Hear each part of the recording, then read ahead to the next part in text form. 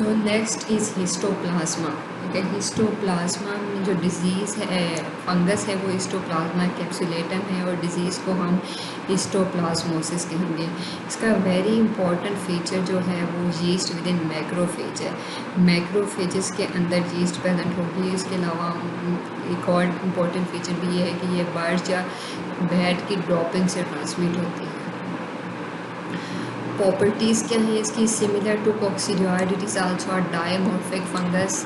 अब इसके जो सेक्शुअल स्पोर्स हैं, टू टाइप्स के सेक्शुअल स्पोर्स या कोनिडिया प्रोड्यूस करेगी। One is tuberculate macroconidia and other are microconidia. इनमें डिफरेंस क्या है? जो ट्यूबरकुलेट मैक्रोकोनिडिया है ये थिक वाल फिंगर लाइक प्रोजेक्शन होगी। ए में आप देख सकते हैं, ए में ये ट्यूबरकुलेट मैक्रोकोनिडिया शो किए हुए हैं, जबकि माइक्रोकोनिडिया क्या है? थिन वाल्ड होंगे और स्मॉलर स्मूथ स्पोर्स होंगे जो एक्चुअली ट्रांसमिट होते हैं इनहेलेशन के थ्रू। ट्रांसमिशन कैसे होगी? सेम इसका ट्रांसमिशन है बाय एयर ड्रॉपलेट इनहेलेशन के थ्रू ट्रांसमिट होगी। और जिसका वेरी इंपॉर्टेंट फीचर ये है कि इसके spores they are present in soil contaminated with bird और बैड ड्रॉपिंग्स। तो वहाँ से ये ट्रांसमिट होंगे, लंग्स में जाएंगे। लंग्स में आएंगे तो सबसे पहले लंग्स में डिजीज़ काज करेंगे। पैथोजेनेसिस की क्या है? स्पोर प्रेजेंट हुआ है। लंग्स में मैक्रोफेजेस हैं, जो एल्वुलर मैक्रोफेजेस हैं, they are primary host defence against fungal infections. तो मैक्रोफेजेस को क्या करेंगे? इनगल्फ कर लेंगे। तो जिसकी यीस्ट फॉर्म है ये मैक्रोफेजेस के अंदर प्रेजेंट होगी, जो हमें माइक्रोस्कोपी पे नज़र आएगा। देन वहाँ से डिसेमिनेट होकर ये मल्टीपल ऑर्गन सिस्टम को इन्वॉल्व करेगी, specially it involve reticulo endothelial system. ये भी आपको क्वेश्चन आ जाता है कि कौन सी चीज़ जो रेटिक्यूलो एंडोथीलियल सिस्टम को अफेक्ट करती है? It is histoplasmosis. मोस्टली जो रेटिक्यूलो एंडोथीलियल सिस्टम के ऑर्गन्स हैं, लिम्फ नोड है, liver, spleen, adrenals, bone marrow, उनको इन्फेक्ट करेगी। ये इसके फीचर हैं। ठीक है, ये मैक्रोफेज शो किया हुआ है, उसके अंदर यीस्ट फॉर्म प्रेजेंट है।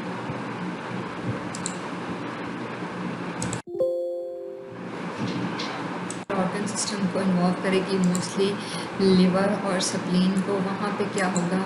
ग्रेनुलोमेटस इन्फ्लेमेशन प्रेजेंट होगी कि ये भी ग्रेनुलोमेटस फोकाई प्रोड्यूस करेगा। ग्रेनुलोमेटस इन्फ्लेमेशन सबसे पहले लंग्स में, देन वहाँ में नमोनिया लाइक सिम्टम काज कर सकता है। आइदर एसिम्प्टोमेटिक इन्फेक्शन होगा या फिर नमोनिया लाइक डिजीज़ होगी। और अगर डिससेमिनेटेड डिजीज़ है तो उसमें मल्टीपल ऑर्गन सिस्टम को इन्वॉल्व करेगी। स्पेशली एड्स के पेशेंट में अल्सरेटेड लेजन प्रेजेंट होंगे on the tongue in disseminated histoplasmosis.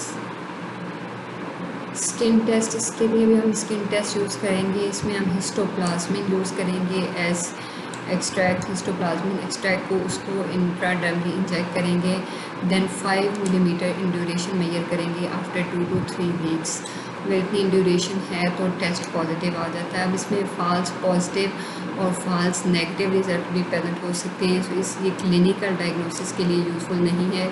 इसको हम यूज़ करेंगे फॉर एपिडेमियोलॉजिकल पर्पसेस, कि किसी भी डिजीज़ की उसकी एपिडेमिक को डायग्नोज करने के लिए किसी एरिया में, या उसकी इंडेमिसिटी को डायग्नोज करने के लिए यूज़ कर सकते हैं। किसी सिंगल पर्सन में क्लिनिकल डायग्नोसिस में कोई इतना एडवांटेज नहीं है स्किन टेस्ट का। अगर हम इसकी लैब डायग्नोसिस की बात करें तो फर्स्ट ऑफ ऑल माइक्रोस्कोपी करेंगे। माइक्रोस्कोपी में क्या प्रेजेंट होगा? Yeast cell within macrophages. इसका डायग्नोस्टिक फीचर है टिश्यू बायोप्सी स्पेसिमेन लेंगे हम, या बोन मैरो एस्पिरेट स्पेसिमेन किसी भी साइड से ले सकते हैं। जिस साइड का इन्फेक्शन होगा वहाँ से स्पेसिमेन लेंगे। उसकी जब माइक्रोस्कोपी करेंगे तो within macrophages multiple yeast cell budding yeast present होंगी इसमें माइक्रोस्कोपी में। सेकेंड इस कल्चर सेबोरॉर्स एगर पे कल्चर करेंगे तो उसमें हमें क्या मिलेगा? इसकी हाइफल फॉर्म, जो इसके ट्यूबरकुलेट मैक्रोकोनिडिया और माइक्रोकोनिडिया प्रेजेंट होंगे।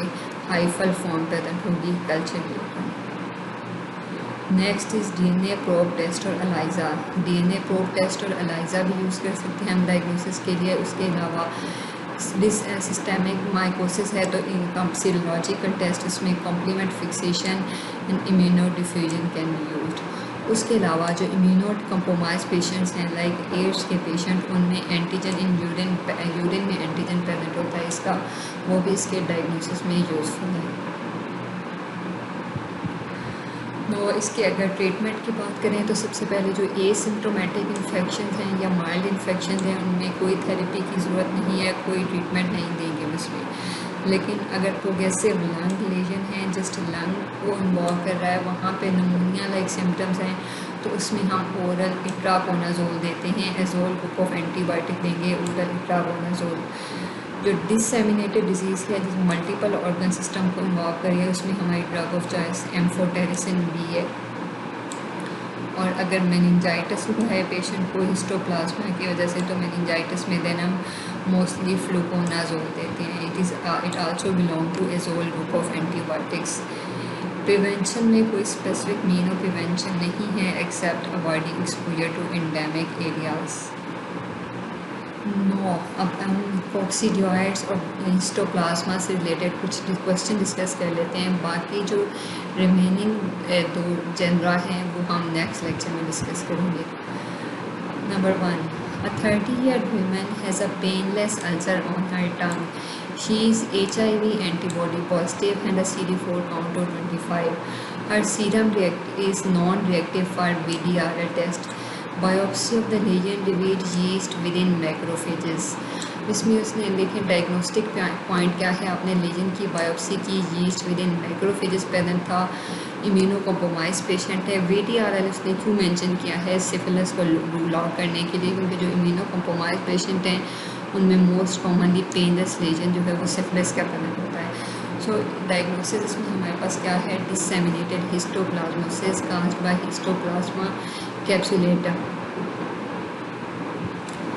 A 42-year-old HIV positive male originally from Vietnam but now residing in Tucson, Arizona, present with a painful ulcerative lesion on his upper lip cheilitis. A biopsy was obtained and histopathological slide revealed spherical structures 20 to 50 micrometer in diameter with thick diffractory walls.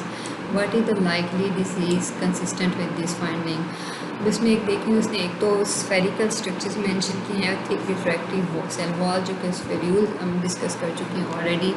स्फेर्यूल्स produce करते हैं कॉक्सीडियोइडोमाइकोसिस। और उसके अलावा उसने endemic area mention किया है, Arizona में present है। तो इसमें हमारे पास डायग्नोसिस क्या है, कॉक्सीडियोइडोमाइकोसिस। A 25-year-old pregnant woman living in the San Joaquin Valley of California experiences an influenza-like illness with fever and cough. She is diagnosed with coccidioids infection. The most likely recommended treatment for the infection of this patient is, इसमें हम already discuss कर चुके हैं, कॉक्सीडियोइड्स में हम amphotericin भी देंगे और इसके अलावा एजोल ग्रुप ऑफ एंटीबायोटिक्स भी दे सकते हैं। Which of the following fungi is most likely to be found within reticuloendothelial system? ये भी हम पढ़ चुके हैं, हिस्टोप्लाज्मा जो है ये रेटिकुलोएंडोथेलियल सिस्टम को इन्वॉल्व करेगा। A 37-year-old male with AIDS currently living in Indiana presented with osteomyelitis of the left hip.